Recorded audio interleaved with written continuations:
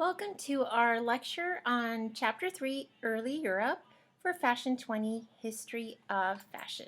So this is the early part of the Middle Ages and the Dark Ages. So just a little bit of a background at the beginning here. Roman Empire fell in 400 AD. Now when we look at dress, very primitive, basically a simple tunic, again made out of two main pieces of leather sewn together, and then it was made out of wool or linen. Then adopted from the Roman costume, coarser fabrics, and they did use hemp, so it's a little coarser, so it's a little thicker, less drapable than linen. Now there's various invasions that happen. The dress still pretty much remained very close to how the Romans dressed, so it was very much like the toga and the tunic. One thing that they noticed in the early excavations, they got a lot of information from the burials. They noticed several things, particularly coming from France in 481, 472 AD. They had several excavations that brought interesting information. High profile people higher up in the social ranking, they saw their clothes and they noticed that they would put in their arms items that they used in their daily lives. So they would put those in their arms when they buried them. So things that they noticed, that they used fine linen, so the nicer linen, knee-length tunics, so tunics that they called the gonelle, belted and at times embroidered at the edge. Not all of them, and only those in the higher class had embroideries on the edges. For battle, tunics made of a stiffer material, either that or leather, so they were made out of leather pieces, and again covered with metal plates. And they did notice from these excavations that wore braies or breeches, so we're going to talk about that. So this is the gonelle, so it's the tunic that's right at or right above the knee. And these are the braies, so these are basically the pants. If you were a working class, they were looser for allow more mobility, and if you were from the upper class, it would be more fitted. What women wore, this one's a little bit more difficult to see because they weren't represented really well in burial. One thing that we know is that they wore a long tunic, and they called that the stola. It had decorated borders. Some did have bare arms, and they would wear a palla, a scarf that they would drape over their shoulders. And some of the tunics would have sleeves and some didn't. They had bare arms and they would put that scarf, the palla, over. What happened is they would use brooches to keep the garment in place on the shoulders. So very similar to what the Greeks did. Here is a picture, so you can see, and they would belt it right under the bust, high on the waist. As you can see, the palla and the stola that you would use around the shoulders. This is an example of a brooch that they would use, and look at that artwork. That's pretty neat to see. And this is circa between 400 and 700 CE, so look at that. Some of the tunics, like I said, had sleeves, as you can see here. And as you can see in the previous picture, no hats for women, very little headgear, and no hats for men. Both would wear long hair, so both men and women. Now men and young girls would wear it loose, and married women would wear kind of like a chignon, so like a little loose bun in the back. And some would wear a veil, and that started becoming more habitual, wearing a veil, and then they started wearing like these turbans or longer veils. So we did start seeing some head coverings as time went on. Now as time goes on, luxuries increase. We see more trade. So if you notice, when the economy does better, more trade, and we see more items being imported from the East. So this brought really interesting fabrics. So more silks and brocades, which is a very fancy fabric that has really ornate patterns onto it. And silks and brocades will allow for beautiful color. It allows the yarn to really shine. So green, blue, red, gold, these were colors that were used in this time. And the Charlemagne had this basically ordinary dress, an emperor dress. So it would have kind of an ordinary, everyday type of dress, and then it would have their regal dress. Now, what was interesting is that other types of royalty had simple garments. They didn't like to show off, but we did start seeing, again, this emperor did like to show off and did have a more interesting royal outfit. Now, the Anglo-Saxon woman typical would wear a tunic, also called a kirtle, and you'd slip that over, wear that over your head, and you'd have your what they call a super tunic. And so you can have double layers, and you can see this. If you can see in this picture, you can see the embroidery on the borders, and you have the underlayer. You could see that decoration on the sleeves and on the bottom border would be embroidered. Something that you'll see from this time period is this very famous tapestry. It's basically to celebrate Queen Matilda.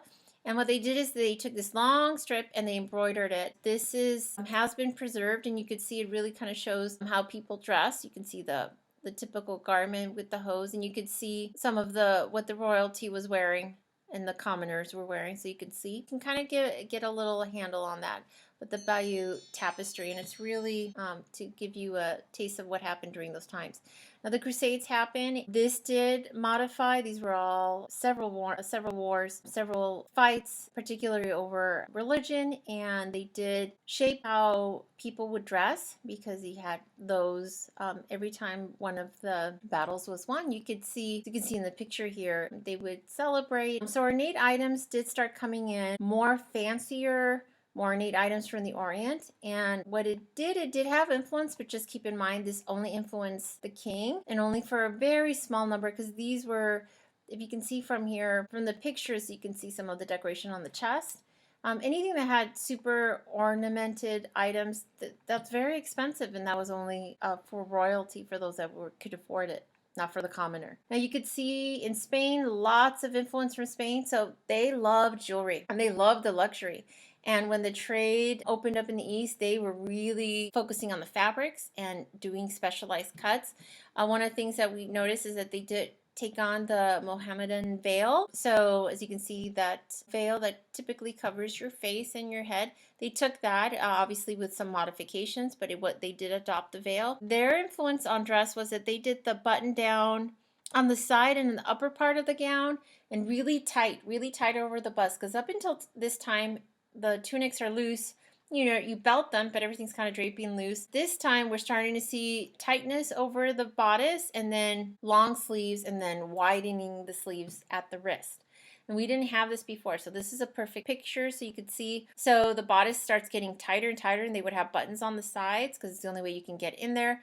And then you can see the sleeves widening, as you can see in these pictures. Okay, and you have those ornamented borders on the sleeve. Long gowns, but starting to get tight on the bodice. Now for men, one thing that you have to be able to tell the difference is hose versus breeches, because some people confuse them.